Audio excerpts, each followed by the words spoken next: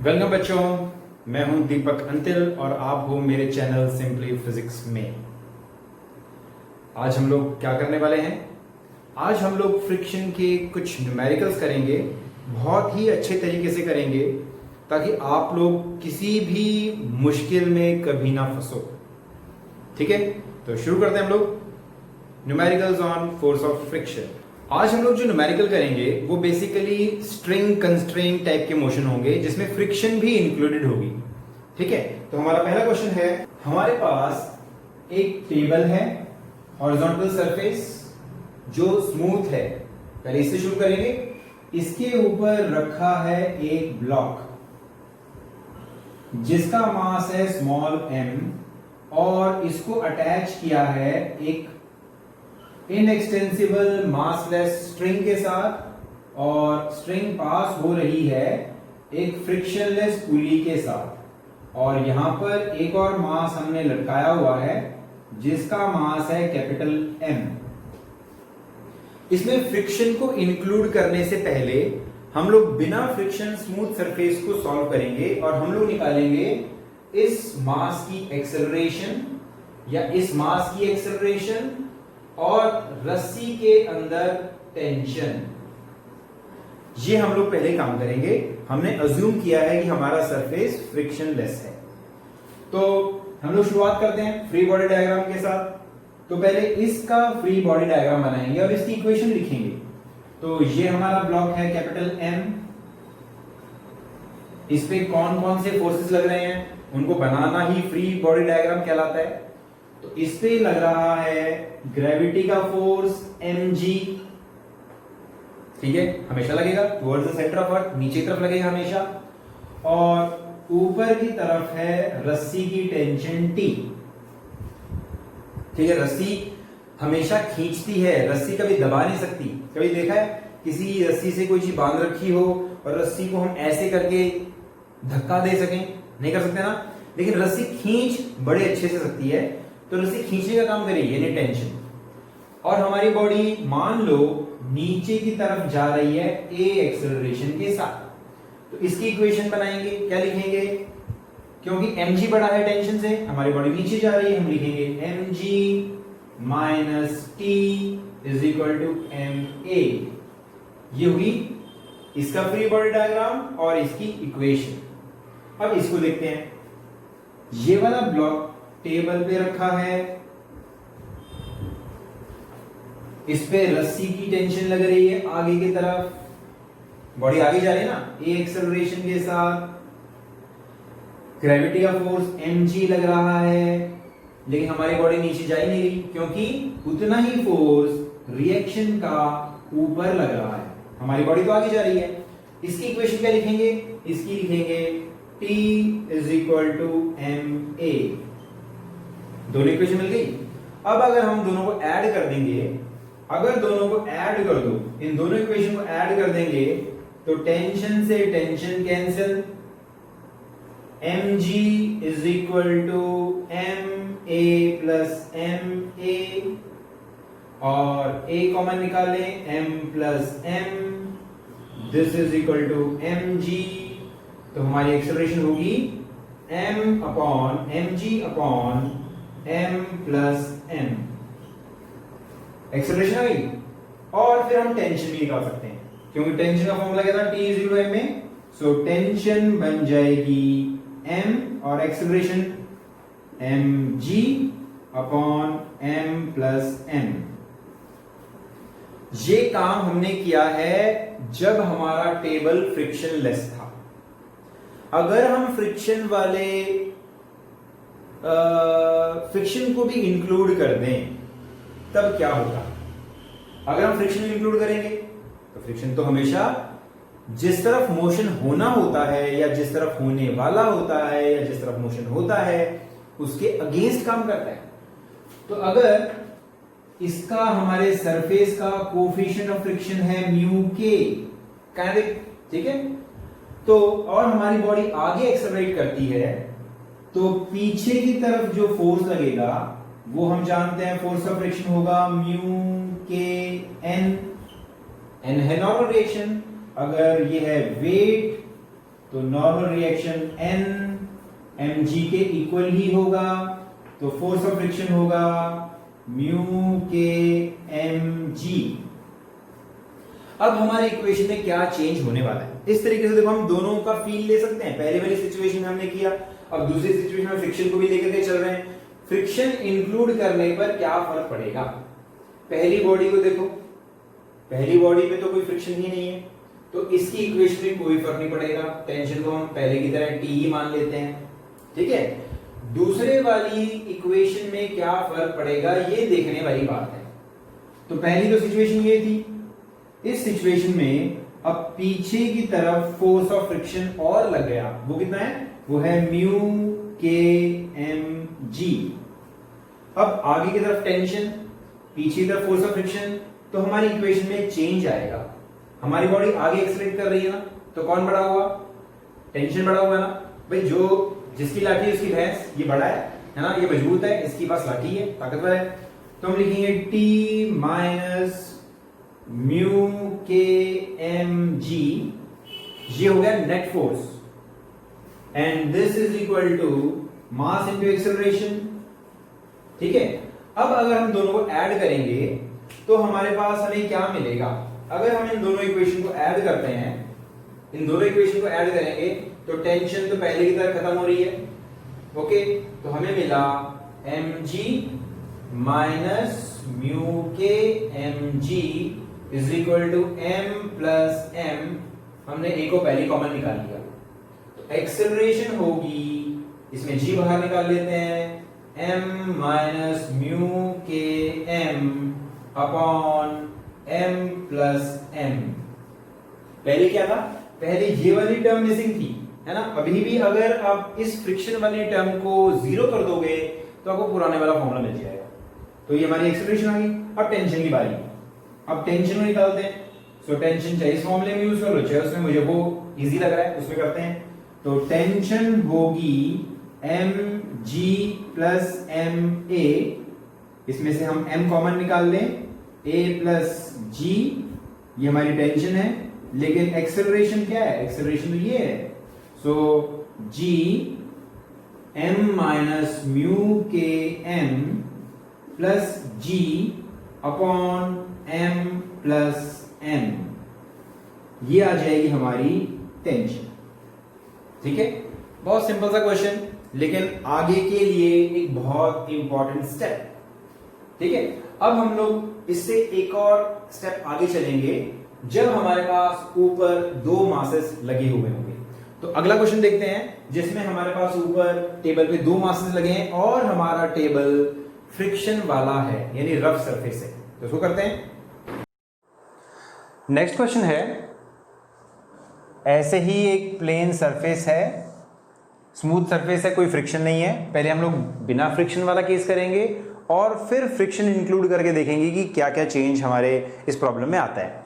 तो एक ब्लॉक है 1 kg का, इसके साथ एक और यहाँ पर 1 kg का ब्लॉक रखा हुआ है, दोनों के बीच में एक स्ट्रिंग है को इससे टाई किया हुआ है, और यहाँ पर है हमारी पुली, और ये एक स्ट्रिंग जो है इसके ऊपर से पास होती है, और यहाँ पर भी है एक और मास। ये दोनों 1 kg के हैं, ये भी 1 kg का, और ये है 0.5 kg का। सबसे पहले हम लोग इसकी एक्सेलरेशन और टेंशन निकालेंगे, क्योंकि दो अलग अलग हमने अलग अलग रस्सियाँ यूज़ करी हैं तो टेंशन भी अलग अलग होंगी। इसमें टेंशन मान लेते हैं T1, और रस्सी की जो टेंशन हमेशा खींचती है, दबाती कभी नहीं है, तो away from the point of contact लगेगी। ये पॉइंट ऑफ कांटेक्ट है, यहाँ से टाई किया हुआ है स्ट्रिंग को, तो इससे अवे टेंशन लगेगी। टेंशन हमेशा खींचने का काम करती है, ठीक है। और यहाँ पर भी टेंशन आगे की तरफ पुल करेगी, और ये भी है हमारा T1 टेंशन, और इन दोनों के बीच में टेंशन डिफरेंट होगी, उसको लेते हैं हम लोग T2। और ज़रूरी है कि भाई मास तो नीचे ही आएंगे, ऊपर तो जाने से रहे। तो अगर मान लो एक्सेलरेशन है A, इसकी भी एक्सेलरेशन A ही होगी, ठीक है। तो सबसे पहले प्रॉब्लम को सॉल्व करने के लिए हम लोग तीनों बॉडीज का फ्री बॉडी डायग्राम बनाएंगे। सबसे पहले 1 kg का बनाते हैं, ये हमारा 1 kg का मास है पीछे वाला, इसके ऊपर कौन कौन सा फोर्स लग रहा है, हमारा टेबल स्मूथ है इसीलिए सिर्फ T2 टेंशन लग रही है और इसकी वजह से ही ये एक्सेलरेट करता है। ठीक है, तो इसकी इक्वेशन क्या लिखेंगे, इसकी लिखेंगे T2 is equal to 1 mass into acceleration, mass is 1 kg 1a या सिंपली a। ठीक है, ये हुआ फ्री बॉडी डायग्राम हमारी इस 1 kg का और ये हुई उसकी इक्वेशन ऑफ मोशन। इसके लिए हम क्या लिखेंगे, इस पे दो फोर्स लग रहे हैं, एक फोर्स लगता है हमारा टेंशन T1 आगे की तरफ और ये वाली टेंशन T2 पीछे की तरफ, एक्सेलरेशन A आगे है। ठीक है, ये दो फोर्सेस हैं, बाकी वेट और नॉर्मल रिएक्शन इक्वल और अपोजिट है, ना तो हमारी बॉडी नीचे जा रही है ना हमारी बॉडी ऊपर जा रही है, तो उसकी टेंशन करने की जरूरत ही नहीं है हमें। सो अब देखो हमारी बॉडी इस तरफ एक्सेलरेट कर रही है तो जरूरी है कि हमारा टेंशन T1 बड़ा होगा T2 से, तो हम लिखेंगे T1 minus T2 is equal to A, mass है 1 kg इसलिए सिंपली A आ गया। अब लेते हैं इस हैंगिंग मास का, ये वाला मास हमारा हैंग कर रहा है और इस पे फोर्स होगा ग्रेविटी का 0.5 मास mg, ऊपर टेंशन T1 और ये एक्सेलरेट करता है नीचे की तरफ A एक्सेलरेशन के साथ। तो इसकी इक्वेशन बनेगी 0.5 g minus T1 is equal to 0.5 A। बहुत सिंपल, कोई प्रॉब्लम नहीं। ठीक है, जैसा दिख रहा है वैसा हमने कर लिया। अब तीनों इक्वेशन को अगर हम ऐड कर दें तो देखो T2 से T2 कैंसिल, T1 से T1 कैंसिल। ठीक है, देखो कमाल की बात, सब फोर्सेस कैंसिल हो गए, इंटरनल फोर्सेस हैं कैंसिल होने ही होने हैं। तो हम लिखेंगे 0.5g is equal to A plus A 2A 2.5A। तो एक्सेलरेशन बन गई 0.5g अपॉन 2.5 यानी कि g/5, ये हमारी एक्सेलरेशन आ गई। तो टेंशन भी आ जाएगी, तो T2 तो हमारा बन जाएगा सिंपली g/5 और T1 यहां से निकालेंगे तो T1 होगा A प्लस T2 यानी कि A तो हमारा क्या है, हमारा A g/5, acceleration is what g/5 और टेंशन T2 भी g/5 है, सो T2 विल बी 2g/5। दोनों केसेस हमने कर लिए, एक्सेलरेशन भी निकाल ली और टेंशन भी निकाल ली, दोनों टेंशन निकाल ली। अब हम इस प्रॉब्लम में फ्रिक्शन फोर्स को और इंक्लूड कर देते हैं। ठीक है, मान लो यहां पर कोफिशिएंट ऑफ फ्रिक्शन है 0.2, यहां पर भी कोफिशिएंट ऑफ लिमिटिंग फ्रिक्शन है 0.2। ठीक है, कोफिशिएंट ऑफ काइनेटिक फ्रिक्शन ले लेते हैं कि हमारी बॉडी मूव करेगी, तो 0.2 और 0.2। अब हम इस प्रॉब्लम को फ्रिक्शन इंक्लूड करके करेंगे तो क्या क्या चेंज आएगा। अगर वो छोटा सा चेंज आप बिल्कुल सही तरीके से कर लेते हो तो इस प्रॉब्लम में कुछ भी नहीं है। तो क्या चेंज करेंगे हम लोग इसके अंदर अगर हमारा फोर्स ऑफ फ्रिक्शन भी इंक्लूड करते हैं तो इसके लिए फोर्स ऑफ फ्रिक्शन इस तरफ आ जाएगा और वो होगा म्यू यानी 0.2 और mg, m है 1 और g है ना, क्योंकि हमारा नॉर्मल रिएक्शन, हमारा फोर्स ऑफ फ्रिक्शन होता है म्यू इंटू नॉर्मल रिएक्शन यानी 0.2 into normal reaction is 1g यानी कि सिंपली g। ये हो गया फोर्स ऑफ फ्रिक्शन। इसके लिए भी फोर्स ऑफ फ्रिक्शन इस तरफ होगा और क्योंकि मास भी 1 kg है तो ये फोर्स भी 0.2g ही होगा फोर्स ऑफ फ्रिक्शन। अब हम इसके लिए यानी इस वाले मास के लिए हमें फोर्स ऑफ फ्रिक्शन भी इंक्लूड करना पड़ेगा और वो होगा 0.2g। दूसरे वाले के लिए भी हम देख रहे हैं इस तरफ फोर्स ऑफ फ्रिक्शन वो भी 0.2g होगा और तीसरे वाले का तो कुछ फ्रिक्शन का कोई रोल ही नहीं है। ठीक है, अब हम देखते हैं इस वाली इक्वेशन में क्या चेंज आ रहा है। टेंशन T2 आगे की तरफ, पिछले वाले केस में टेंशन T2 ही एक्सेलरेट कर रही थी लेकिन यहाँ पर टेंशन T2 आगे की तरफ और फोर्स ऑफ फ्रिक्शन पीछे की तरफ। सो हम इसको मॉडिफाई करके लिखेंगे T2 minus 0.2g is equal to mass into acceleration यानी सिंपली a। दूसरे के लिए देखो, दूसरे के लिए हमने पहले लिखा था T1 माइनस T2 क्योंकि दो ही फोर्स लग रहे थे, लेकिन अब एक्सेलरेशन भी लग रहा है and that is along T2 यानी T2 को सपोर्ट करते हुए। तो हम लोग इस इक्वेशन में लिखेंगे T1 आगे, T2 पीछे, फ्रिक्शन फोर्स भी पीछे and that is equal to mass into acceleration यानी सिंपली a। और तीसरी में तो कोई चेंज आना ही नहीं है क्योंकि फ्रिक्शन है ही नहीं, तो हम इस T1 को दोबारा से जिंदा कर लेते हैं ये। अब हम तीनों को फिर से ऐड कर लेंगे, तीनों फिर से ऐड करते हैं। अब T2 से T2 गया, T1 से T1 गया पहले की तरह। अब देखो 0.5G और minus 0.2G is equal to a plus 2.5a यानी कि ये बना 2.5a। कुछ गलती करी 0.2G, इसको भूल गए हम लोग, सो 0.4G हो जाएगा ये, दिस विल बी 0.4G क्योंकि 0.2 और 0.2, ठीक है। तो इससे हमें मिला 1G is equal to 2.5a। तो हमारी एक्सेलरेशन आई 0.1G बाई 2.5, पॉइंट से पॉइंट खत्म यानी G बाई 25, यही एक्सेलरेशन।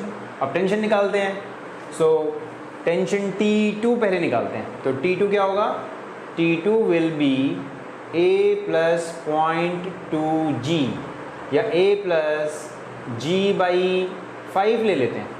और A क्या है हमारा, A is G by 25, G by 25, LCM 25, G plus 5G यानी कि 6G बाई 25। अब T1 निकाल लेते हैं, अब T1 यहाँ से निकाल लेते हैं, तो T1 हो जाएगा, इसको इधर ट्रांसफ़र कर देते हैं। So T1 is equal to 0.5G and minus 0.5A। A कितना है, A है G बाई 25। अगर इसमें हम लोग G कॉमन निकाल लेते हैं तो 0.5 माइनस बल्कि 0.5 भी बाहर साथ में निकाल लेते हैं, तो 0.5G और 1 माइनस 1 बाई 25, 0.5G और 25 एलसीएम ले लेंगे, 25 minus 1 24 by 25। So this will be 12G by 25। ये हमारा T1 आ गया। देखा, बहुत इजी। अगर ध्यान से करो, सोच समझ के करो, सारी बातों का ध्यान रखो, कॉन्फिडेंट होकर के करो, गलती ना करो, तो कोई मतलब ही नहीं कि क्वेश्चन गलत हो जाए। ठीक है, अगला करते हैं। अगले क्वेश्चन में हमारे पास एक इंक्लाइन प्लेन है जिसका एंगल हॉरिजॉन्टल के साथ 30 डिग्री है। एक ब्लॉक हमने इंक्लाइन प्लेन पे रखा हुआ है और इसको पास किया है रस्सी के साथ पुली की हेल्प के ऊपर से, और हमारी रस्सी है इनएक्सटेंसिबल, मासलेस, हमेशा जैसे होती है, फ्रिक्शनलेस पुली है, और दूसरा मास हमारा 2 kg का है जो हॉरिजॉन्टल सरफेस पे रखा हुआ है। हमें दिया है कि हमारा ब्लॉक नीचे 0.5 मीटर पर सेकंड स्क्वायर की एक्सेलरेशन से आ रहा है और रस्सी के अंदर जो टेंशन है वो 16 न्यूटन है। तो बताओ दोनों सरफेस का म्यू क्या होगा, इसका म्यू और इसका म्यू क्या होगा, हमें ये निकालना है। ठीक है, चलो पहला स्टेप क्या होता है, पहला स्टेप होता है फ्री बॉडी डायग्राम बनाना। फ्री बॉडी डायग्राम में हम क्या करते हैं, सभी फोर्सेस जो हमारी बॉडी पे लग रहे हैं उनको ईमानदारी से बनाते हैं। तो पहले हम इसको बनाएं, सबसे इजी वाले लेते हैं, पहले इसको बनाते हैं। तो हमारा ये टेबल पे रखा हुआ ब्लॉक है जिसका मास 2 kg है, हमें इसका म्यू निकालना है। आगे की तरफ रस्सी की टेंशन है 16 न्यूटन, पीछे की तरफ फोर्स ऑफ फ्रिक्शन तो नहीं क्योंकि रफ सरफेस दे रखा है, म्यू के निकालना हम लोगों को।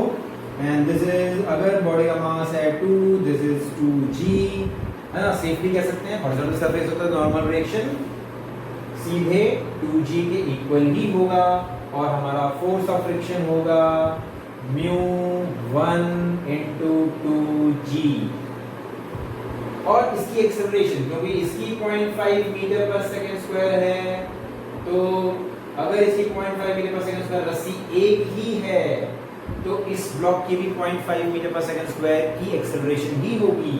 तो हमारा ब्लॉक आगे जा रहा है 0.5 मीटर पर सेकेंड स्क्वायर की एक्सेलरेशन के साथ। काफी काम आसान हो गया। ये फोर्स आगे लगा है, दिया हुआ है, पीछे फोर्स ऑफ फ्रिक्शन है, एक्सेलरेशन दी हुई है। तो इक्वेशन बनाते हैं, कौन हावी हो रहा है? 16 न्यूटन का फोर्स ज्यादा हावी हो रहा है, आगे लेके जा रहा है। फ्रिक्शन हमेशा की तरह मोशन को अपोज करेगी, तो हम लिखेंगे 16 minus force of friction 2 μ1g is equal to total force, mass into acceleration, mass है 2 kg, एक्सेलरेशन इज 0.5, ये बनाना 1, 16 माइनस 2 μ1g, सो 1 को इधर ले आते हैं, इसको इधर ले आते हैं, तो 16 minus 1 2 μ1g 15 is equal to 2 μ1 into 10 यानी 20 कर देते हैं इसको।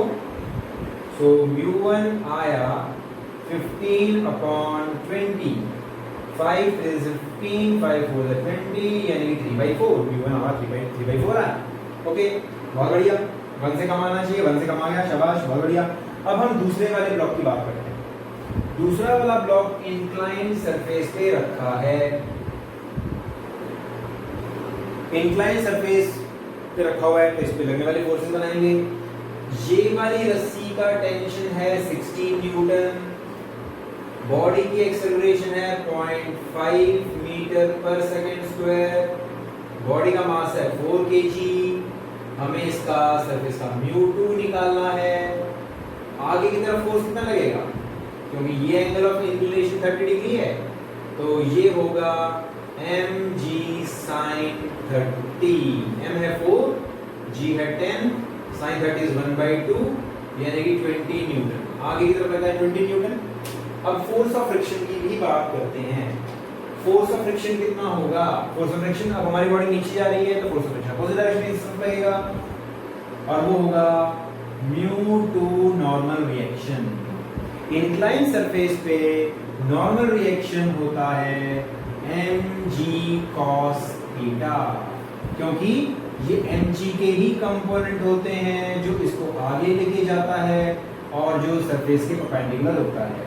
तो हम लिखेंगे फोर्स ऑफ फ्रिक्शन को, हम लिखेंगे μ2 mg cos 30, μ2 हमें निकालना है, m है 4 इंटू 10, cos 30 है √3/2, 2 5 are 10, 5 are 20, 20 √3 μ2।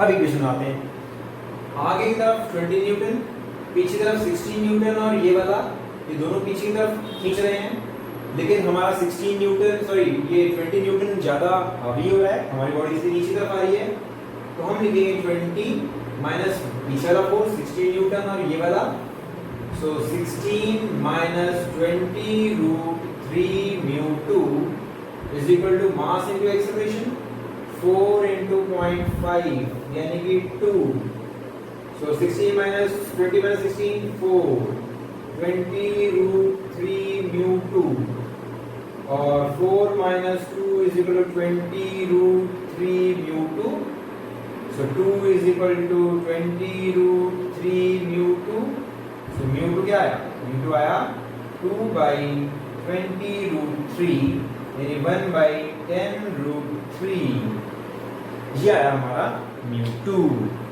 तो काफ़ी इजी प्रॉब्लम थी, कोई दिक्कत नहीं, बस हम लोगों को ईमानदारी से जो हमें पता है इंक्लाइन प्लेन पे लगने वाले फोर्सेस ऑफ फ्रिक्शन क्या होंगे, नॉर्मल रिएक्शन क्या होगा, वो हमें अच्छे से समझदारी से बिना गलती किए हुए करना है, कोई दिक्कत नहीं होगी। ठीक है, अगला क्वेश्चन करते हैं। ये है हमारा अगला क्वेश्चन, एक हॉरिजॉन्टल सरफेस है जिसका कोएफिशिएंट ऑफ फ्रिक्शन 0.2 है, एक ब्लॉक बीच में रखा हुआ है और दो रस्सियां अलग अलग खींच रही हैं। ठीक है, अब अगर हम अंदाजा लगाएं हमारा ब्लॉक किस तरफ मूव करना चाहिए, क्योंकि 15 kg का है तो जाहिर है कि ये इस तरफ नीचे की तरफ मूव करना चाहिए।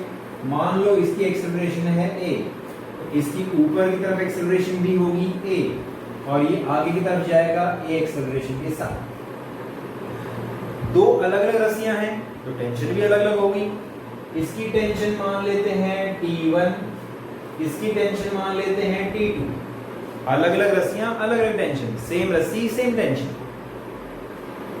अब हम लोग अगला काम हमारा फ्री बॉडी डायग्राम बनाने का ही होता है हमेशा की तरह। तो सबसे पहले इजी वाले लेते हैं, 5 से शुरू करते हैं। चलो 5 का करते हैं पहले। 5 kg का ब्लॉक, इस पे कौन कौन से फोर्स आ रहे हैं? ऊपर लग रही है टेंशन, ये है हमारी टेंशन, टेंशन है T2, टेंशन रस्सी की टेंशन खींचती है, दबाती नहीं है, और ये होगा 5G mg, और एक्सेलरेशन ऊपर है इसलिए हमने लिखा ये। तो हमारी इक्वेशन क्या बनी? इसको यहाँ लिख लेते हैं, इसकी इक्वेशन बनेगी, क्योंकि हमारा ब्लॉक ऊपर जा रहा है तो हम लिखेंगे T2 minus 5G is equal to 5A। और अब दूसरे वाले ब्लॉक की पहले इसी कर लेते हैं, इसको लास्ट में छेड़ेंगे। और दूसरे वाले ब्लॉक की 15 kg का देखो, 15 kg पर ऊपर लग रहा है टेंशन T1, नीचे है 15G, और एक्सेलरेशन हो रही है नीचे। तो इसकी इक्वेशन क्या बनेगी? इसमें फ्रिक्शन की टेंशन है नहीं ना हमारे पास, फ्रिक्शन की चिंता करने की जरूरत नहीं है, ठीक है, कहीं कांटेक्ट ही नहीं होगा इसका। सो हम लिखेंगे हमारा ब्लॉक नीचे जा रहा है, हम लिखेंगे 15G minus T1 is equal to 15A। अब छेड़ते हैं बीच वाले को देखो, बीच वाले पर कौन कौन से फोर्स लग रहे हैं? इधर है T2, इधर है T1, हमारा ब्लॉक जा रहा है इस तरफ ए एक्सेलरेशन के साथ, तो फ्रिक्शन भी लगेगी ना, फोर्स ऑफ फ्रिक्शन होगी इधर, बड़ी वहां से 5 kg, नॉर्मल रिएक्शन होगा 5G, क्योंकि एक्शन है 5G, so it will be 0.2 into normal reaction, normal reaction 5G, यानी कि सिंपली G, ठीक है। तो अब बड़ा कौन है? T1 आगे की तरफ, ये दोनों पीछे की तरफ। सो हम लिखेंगे T1 minus T2 minus G is equal to 5A।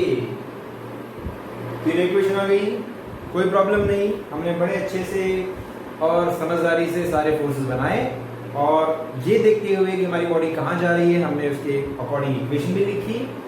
अब अगर हम तीनों को ऐड कर दें, तीनों जोड़ देते हैं, सो T2 से T2 गया, T1 से T1 गया, टेंशन सारी खत्म हो गई।